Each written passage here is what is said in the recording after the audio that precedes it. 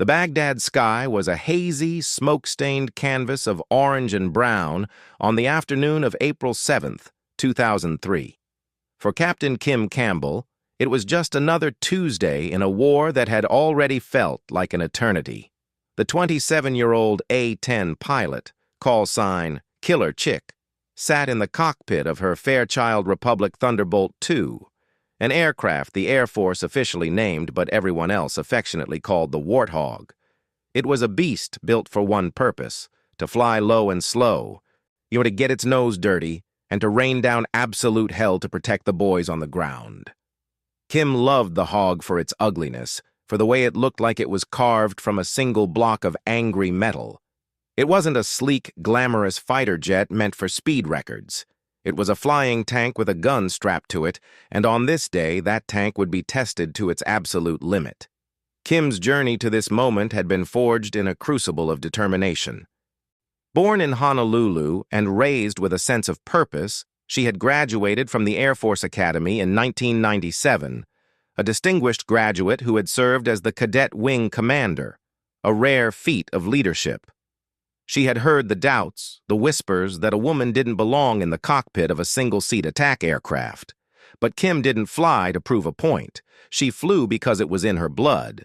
She had married Scott, a fellow A-10 pilot, and their life together was one of shared passion for the ugly, the beautiful Hog.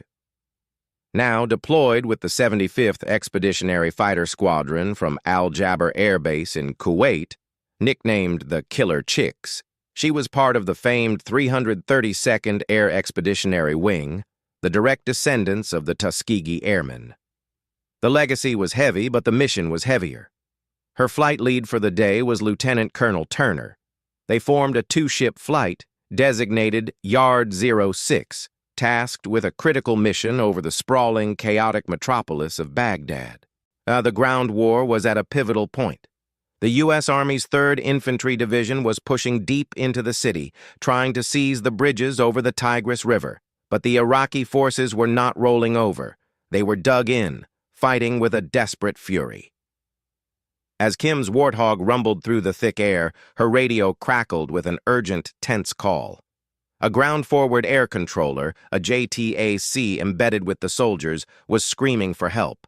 The call was, "Troops in contact." The situation was dire. At the North Baghdad Bridge, lead elements of the 3rd Infantry Division were pinned down. Iraqi forces had positioned themselves with devastating tactical advantage, dug in less than 400 meters from the American troops. They were laying down heavy fire, preventing any crossing. The soldiers couldn't advance without taking catastrophic losses, and they couldn't retreat without being cut down. The JTAC's voice was low and strained, the sound of a man watching his friends die. He needed the bridge cleared, and he needed it done immediately with surgical precision. Kim and her flight lead didn't hesitate. They dove into the fray. The world outside the canopy turned into a blur of tracers and smoke. The city below was a labyrinth of alleys and buildings, and the enemy was dangerously close to friendlies. One wrong move, one bomb dropped just a few feet off target, and she would be killing the very men she was trying to save. Kim's eyes narrowed as she acquired the target. The JTAC marked the enemy position. She armed her 2.75-inch high explosive rockets. In a smooth, deadly arc, she rolled in on the target. The Warthog shuddered slightly as she unleashed the rockets. The smoke trail lanced down toward the earth. Impact. A direct hit. The enemy position was silenced. The soldiers on the bridge got the breathing room they desperately needed. It was a textbook piece of flying, a perfect marriage of skill and courage. But the enemy was not done. As Kim pulled off the target, recovering from her weapons delivery pass, the sky erupted around her. There was no time to react. A surface-to-air missile, likely an infrared-seeking SA-7 or a radar-guided anti-aircraft artillery shell, slammed into the tail section of her aircraft. The impact was violent and visceral. It wasn't just a sound. It was a force that felt like a giant had swatted the jet with a sledgehammer. The entire airframe shuddered violently. Man, and the cockpit filled with a terrifying roar of rushing air and grinding metal. Warning lights flared to life on her console like a malevolent Christmas tree. Caution tones shrieked in her ears. Kim's training kicked in instantly, overriding the spike of adrenaline and fear. She scanned her instruments, her heart sinking into her stomach. Both hydraulic systems, the primary and the redundant backup, the lifeblood of the aircraft's flight controls, were reading 0 pressure. 0. Gone. For a pilot, this is the stuff of nightmares.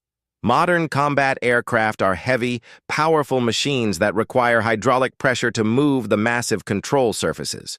Without hydraulics, the stick in her hand became a dead, useless piece of metal connected to nothing. The plane, which had been a willing extension of her body, was now a 50,000-pound chunk of metal with a mind of its own. And it wanted to go down. But the A-10 immediately rolled left and pitched its nose toward the sprawling city below. Kim pulled back on the stick with all her might. Nothing happened. She pulled harder. The plane didn't respond. It was falling, tumbling toward the streets of Baghdad, and she was just a passenger. Time seemed to slow down. Her mind raced through the emergency checklists she had memorized years ago. Fly the airplane. That was the first and only rule. Fly the damn airplane. In that split second, yes, a memory flashed. She knew that the A-10 had a last-ditch feature, a design quirk born from the Cold War paranoia of fighting a war in Europe where hydraulics would be the first thing shot away. It was called manual reversion. It was a system of mechanical cables and pulleys, a direct muscle-powered link from the control stick to the ailerons and elevators. It meant that if she could get the jet stable enough, she would have to wrestle with the air loads using nothing but her own physical strength. It was a feature that few pilots ever used, and fewer still had ever successfully landed. Her flight lead, Lieutenant Colonel Turner, pulled up alongside her, his voice a calm, steady anchor in the storm of chaos. "Yard 06, I see you. You're streaming fluid. You've taken heavy hits to the tail. The whole horizontal stabilizer is chewed up." He described the damage. Holes all over the fuselage. The tail section mangled, chunks of metal missing. Kim couldn't see it, but she could feel it in the way the jet groaned and fought her. Turner's calm assessment gave her the mental clarity she needed. The hydraulic fluid was gone, but the cables might still be intact. With a surge of desperate determination, Kim grabbed the control stick and pulled it back, entering the manual reversion mode. At first, nothing happened. Then, slowly, incredibly, the nose began to lift. And the Warthog responded to raw human strength. It was a feeling no simulator could replicate, the heavy, sluggish resistance of the controls as she fought against the 400-knot wind speed. The jet was climbing. She was flying, but she was still over Baghdad, in a crippled, barely controllable airplane. The decision was agonizing. They were still over enemy territory, still within range of more missiles and small arms fire. And the standard procedure for such catastrophic damage would be to punch out, to eject, and hope for the best. But Kim looked down at the streets below, at the haze of the city, and thought about the odds of surviving a capture in the middle of a war. Ejecting over Baghdad wasn't an option. She looked at her instruments, felt the heavy but responsive controls, and made the call. She was going to fly this thing home. The flight back to Al Jaber Air Base in Kuwait was the longest hour of her life. She couldn't go fast. She couldn't maneuver. She had to fly straight and level, a lumbering, wounded duck in the middle of a sky that was still full of threats. Turner stayed glued to her wing, his voice a constant reassurance, calling out terrain, watching for smoke, talking her through every bump and shudder. He became her eyes, because she couldn't afford to look away from her instruments for a second. The physical effort was immense. Flying in manual reversion is like doing a continuous, intense workout. Her arms and shoulders burned with fatigue as she fought to keep the nose from wandering, to maintain altitude. Sweat soaked her flight suit. Every few minutes, she would glance at her wing, expecting to see flames or feel the jet shake itself apart. The A-10 is built around a titanium bathtub to protect the pilot, but the rest of the aircraft was Swiss cheese. Hundreds of holes riddled the skin. The hydraulics were dry. One engine was sputtering and damaged. Yet, the hog kept flying. It was a testament to the engineers who designed this plane not to be pretty, but to be a survivor. It was built to take a beating over the Fulda Gap and bring its pilot home, and it was doing exactly that over the sands of Iraq. As the Kuwaiti border approached, a new terrifying challenge loomed: landing. Landing an A-10 without hydraulics was a legendary nightmare. She had no flaps to slow her down, no speed brakes, no nose wheel steering, and most critically, no brakes. Once those wheels touched the ground, she would have absolutely no way to stop except for an emergency hook and a cable on the runway, or by running off the end.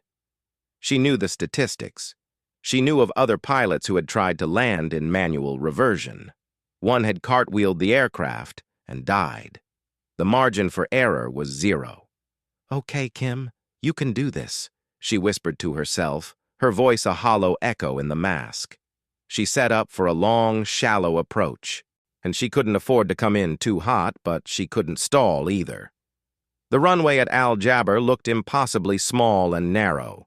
She bled off speed as best she could, managing the throttles with delicate precision.